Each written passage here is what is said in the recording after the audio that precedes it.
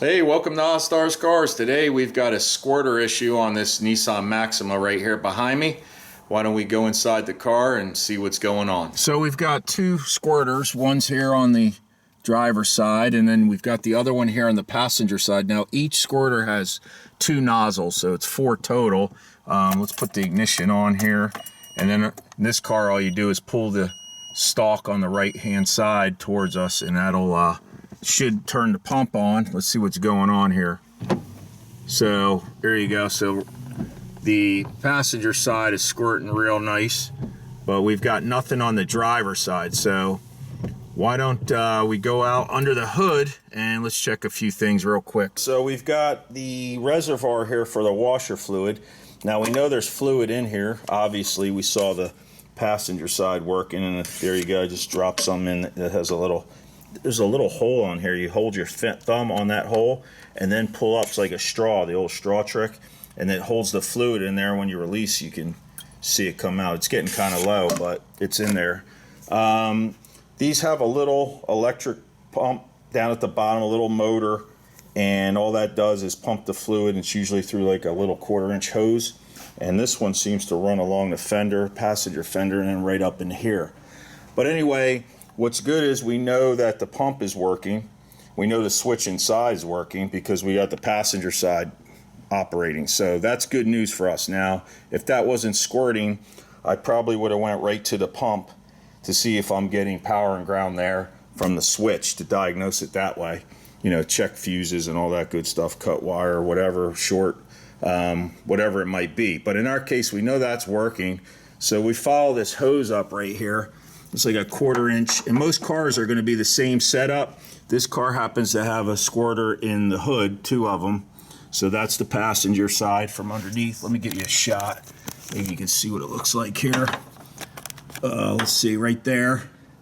So that hose goes there, and then we have the driver's side. Ooh, get in focus. There's a lot of grunge right there. You could see where it's, looks like it's been leaking, but that white stuff. But anyway, looks like corrosion. Anyhow, what we've got here is a situation that probably will be a fairly easy fix. So this one hose comes in from the pump right here. There should be a Y up here, like a split. Let's see. Yeah, I'll grab, this is under the fire protection here, or sound deadener, I should say. Okay, here we go. So like I thought, one hose goes to the passenger side, this one, and then this one goes across here to the driver's side. Now, an easy way to do this would be to see if we have, obviously we have a nozzle problem. I mean, we could have a clog in that hose, but that's unlikely. Is to just unplug it here, hit the squirter pump, and see if it flows. Now, I don't feel like cutting this, and because it's hard rubber, it's older, and then I'll have to, you just snip the old stuff out and pop it back on to try it. But here's where I think our problem is, and this is what I found through experience. Let me shut the hood. And these squirters here have little nozzles. Let me get in close. You can see 1 and 2. Now, by the way, these are, you can aim these. So what happens a lot of times is it could be dirt, or it could just be calcium from in the water or whatever, minerals that clog this stuff up. That washer fluid, usually the winter formula is usually mostly alcohol, but summer formula has more water in it. Anyway, here's what we're going to do for that. Let me get the tool that we need. All right, let me dig through here. I have a bunch of little like clips, paper clips and wire. This is the one I want right here. And grab it. There it is, real thin. Basically, this is a paper clip that's bent U-shaped. I use that on OBD1, like GMs, to pull codes.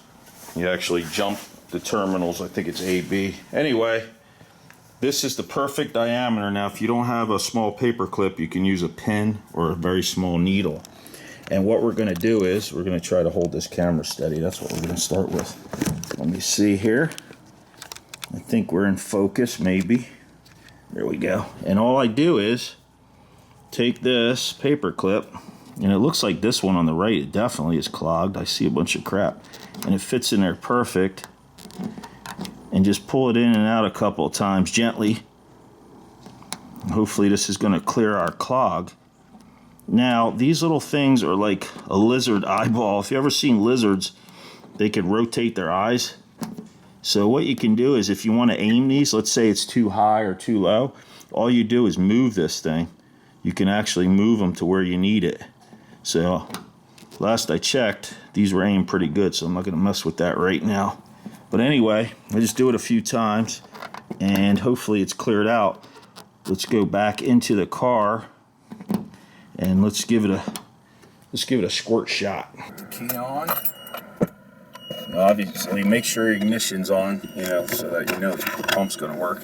Let me pull in and let's see if this thing, am I focused on it? Yeah. Let's see if it squirts. And it's nothing. Oh boy. Well, looks like we'll be taking that nozzle out and go a little deeper. I'm going to grab onto that with my hose pliers. See, these things are kind of rounded. Get a good grip. You could just use regular pliers, but let's give this a little twist and a pull.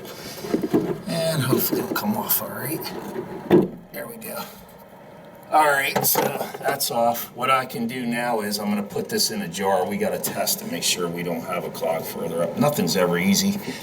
So I've got a little jar here. I'm just going to stick that in that so it won't be too messy. I'm going to go in the car, leave you guys right here, and we'll see. We'll see if this thing gets any fluid. Now, just unplugging this thing or unhooking it, it's very dry. I don't see any moisture dripping out. Not a good sign. We may have to go back further, but let's see.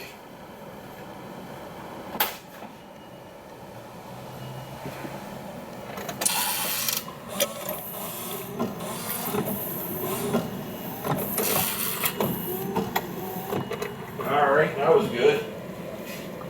Fooled me. Maybe there was a clog in there. So hopefully you saw that. And there's some blue in the bottom here. I don't see any contamination in the container. So we have fluid going. It's definitely in our nozzle. All right, I've got a pair of pliers, and I'm just going to squeeze these tabs gently. I don't want to break this thing. And then see if I can push it up through the hood. So there we go. Let's take a better look at it on the bench. So what I have here is a welding tip cleaner.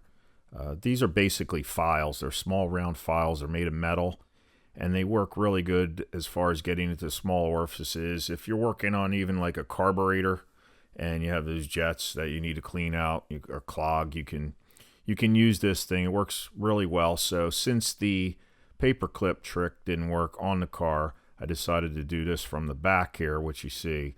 And what I did notice inside there felt like a small check valve.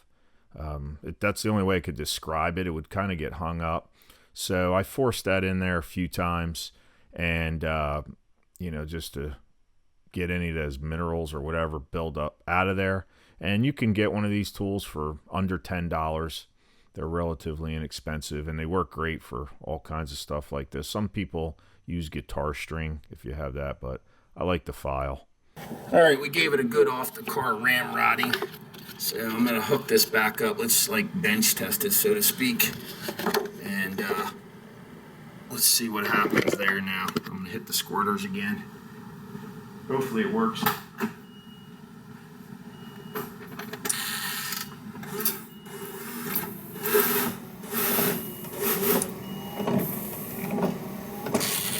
Nice. All right, I saw some squirt action. She's squirting again. She's back to squirting. All right, let's disconnect this. This hose is actually sitting kind of tight. What I was talking about earlier is you can, where this is kind of flared out, you could cut this and then, attach it if it's too loose or these tend to crack. But it seems to be all right. Now, I hope both nozzles were working there. So we'll find out soon enough. Let me show you on top how this goes in. Since you can see it this way. So it's got these two little clips on the side. Here's our hole. And you just pop it into the other clip, and that's it. So go back underneath, hook her up, push that on nice and snug. We don't want that flying off. Fingers crossed, should be good now. Let's give it the old. Oh yeah, look at that.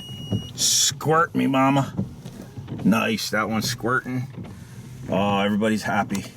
Let's get a zoom in squirt. Yeah, I like it. After everything's fixed, we go ahead and top off the fluid reservoir, the washer fluid reservoir tank. And I always, like I had mentioned earlier, I always use the winter formula.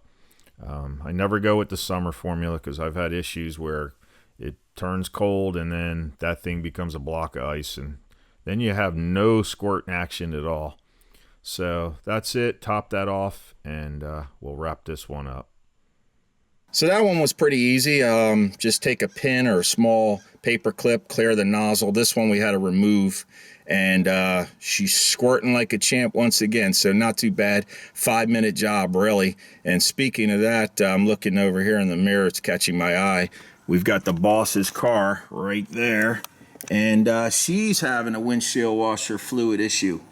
So apparently the warning light for low fluid is coming up on the dashboard. She's adding fluid every couple days, and it's coming right on back and it's running dry. So we got to work on the boss's car. We better straighten our hat. So thanks for stopping by the channel. I appreciate you checking it out.